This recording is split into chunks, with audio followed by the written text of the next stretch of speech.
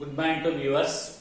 Welcome to my channel, Srinivas channel. Thank you one and all for your great support and encouragement. The same I am expecting in the future. So in the last session, Hydrilla plant experiment number 1, I completed up to procedure process. Now the remaining I am going to continue the part 2 of Hydrilla plant experiment. So observation part. After arranging all the instruments as shown in the figure on a table and put this entire apparatus undisturbed under sunlight for about 3 hours, 2 to 3 hours, and observe what changes are going on in this. There are small water bubble like structures which are coming from the hydrilla twigs are observed and they are moving in upward direction because they are lighter than water against the gravitational force of attraction. And this is the empty space what we can see in the test tube, the air space, and that is filled with these water bubbles containing certain gas. Later on, you take out this test tube by closing its opening mouth end with your right hand thumb. Such that care should be taken so that the water should not fall out completely.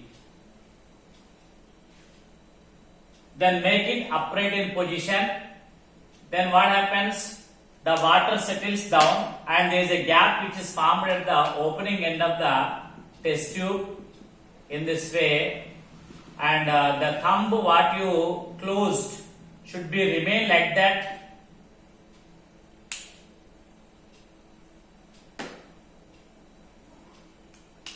Like this is the thumb of your hand, like this, and it is closed and the air space is now it is at the opening end and remaining bottom end is filled with water because we made the test tube in an upright direction before it is inverted. Now it is closed. Then slowly introduce a matchstick or a Bunsen burner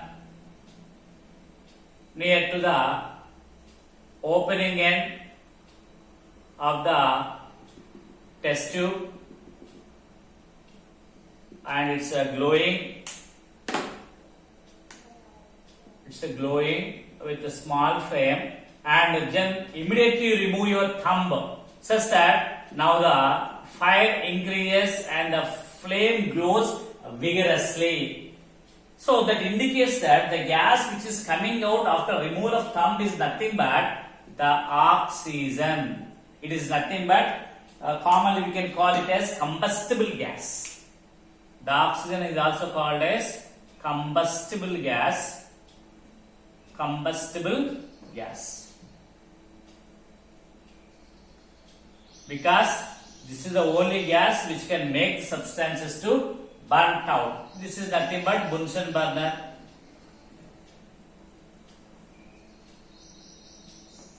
So by this way we can say that the gas which is accumulated and coming from the hydrilla twigs nothing but oxygen was proved practically by this experiment. Then one question arises here. Why we should take only hydrilla twigs? Why not our favorite plant like hibiscus or jasmine? Hibiscus is a land plant. If you dip the hibiscus twigs in the water, after 1 hour or 2 hours, the twigs will be fed up, tilted. They cannot perform any photosynthesis because they cannot absorb the carbon dioxide present in the water which is in dissolved state, because the hibiscus plant is a land plant. Are you followed? That's why we took the hydrilla plant twigs. It is a aquatic plant, have the capability to absorb the carbon dioxide in dissolved state. So our experiment is successful when we take the aquatic plant like Hydrilla or Vallisneria, Pistia, etc.